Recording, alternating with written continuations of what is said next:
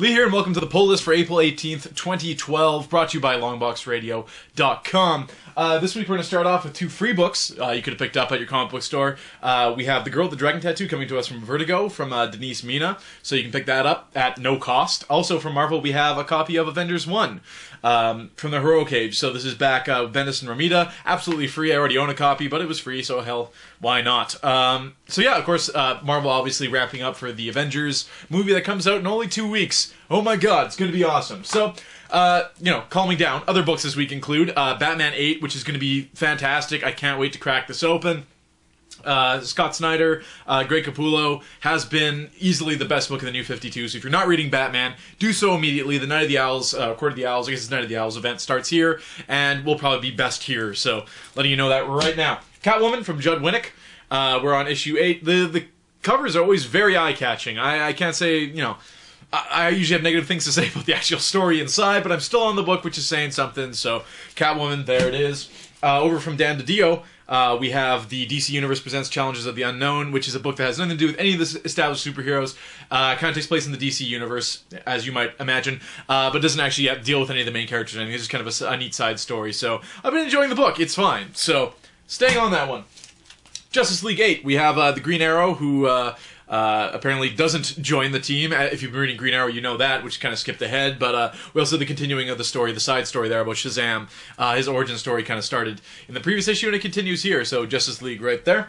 Supergirl, staying on the book, we're at issue 8 already, we're starting a brand new story arc, so I don't know much what else to say about this. I'm staying on it. I do like Supergirl as a character. I prefer Power Girl, but she doesn't really have a book right now, does she? So that's what we're dealing with. Wonder Woman number 8, of course, coming to from Brian Azzarello. This was a cover from a preview book before, so when I saw this in the store just now, I'm like, don't I already have this Wonder Woman issue? And I don't, so she's firing Golden Deagles, because why not? Why not have Wonder Woman firing Golden Deagles, whatever. Anyways, so there's that book. Over from Dynamite, I picked up Garth Ennis' The Shadow.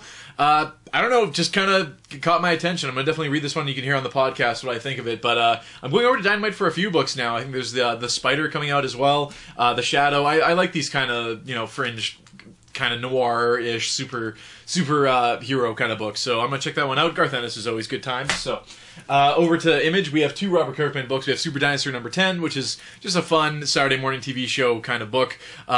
Been liking it, the simplicity of it, yet the story isn't written down to anyone. So, I mean, this is a book you can definitely give to anyone of any age, whether you're an adult or a kid, and find something to enjoy of it, which is kind of neat. The Walking Dead 96, this is the conclusion to a larger world story, which has been going on. Rick got himself into some hot water last issue. We'll see how it's resolved here. Pretty cool cover, and hopefully some action in Walking Dead for once.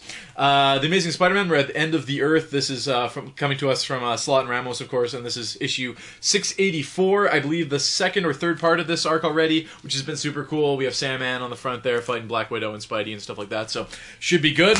I expect no less from Dan Slott writing Spider-Man.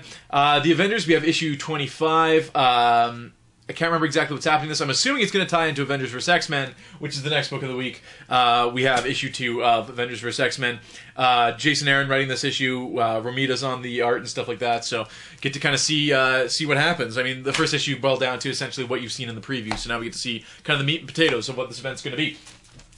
The Defenders, which is coming to us from Fraction. Of course, we learned recently that Jamie McKelvey, who we love on the podcast, not that he's ever been on the podcast, but we do love his work, will be taking over this book's art duties, so that's going to be super, super cool. It's a good book anyway, so you should already be reading it. Super quirky, real fun book from Matt Fraction. Check it out.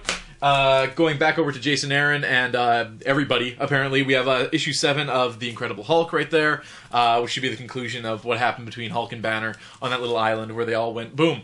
Going back to Matt Fraction, of course, we have Iron Man 515, and of course, if you read last issue, which is, I still love this book. I know Mike somewhat disagrees with me, but we had War Machine kind of get into some hot water there, and then Iron Man, his suit was shut off because he has a governor on it now because of Hammer Industries and whatnot. Anyways, kind of a slow burn of a book in that you do kind of, there's no real good jumping on points. You kind of do have to be following it the whole time because they keep mentioning back to stuff that's happened. So, not as bad as, say, a Grant Morrison Detective Comics, but still, Matt Fraction has got an Odyssey going here, so I definitely recommend checking it out. Get the trades. Like Most Wanted, Iron Man Most Wanted by Matt Fraction, I believe it was amazing. So definitely check that out, and Disassembled and whatnot.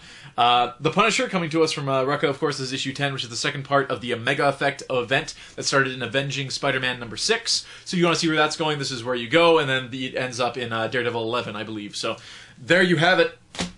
Thunderbolts, we got issue 173, one of the last issues of Thunderbolts before it becomes Dark Avengers, of course. Jeff Parker writing the book there, and we have Thunderbolts versus Thunderbolts. So, pretty cool stuff.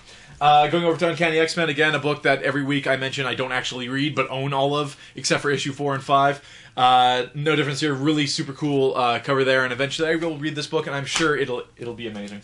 Venom, pretty cool cover this week, actually, and that's coming from Rick Remender, of course, issue 16. Kind of getting back on track for what the Venom book was about after the Circle of 4 event, as I mentioned last issue, so looking forward to reading this one as well. I've really loved Venom coming from Rick Remender. Going over to Wolverine and the X-Men, apparently this has something to do with Avengers vs. X-Men, as you might tell. That's also coming to us from Jason Aaron, of course, and this has been a cool book as well. The art's been super cool from Bocello as well, so if you like his art, it's a very unique art, but if you love it, you really, really love it. X-Men, we got issue 27 already. And of course, this I'm sure will tie into Avengers vs. X-Men as well. Apparently not right at the moment, though. So that's my last book of the week. And that's a pretty big week. That was $80 worth of comics this week. So, my God, I got some reading to do. We'll be recording another LBR, of course, this weekend, being Friday, so it should be at you. By the weekend, you'll hear reviews for all these books and more. I'm going to take my sad playoff beard and messy hair and go watch some more hockey, because, hey, it's Canada. Anyway, that's the pull list for this week. We'll see you again next week.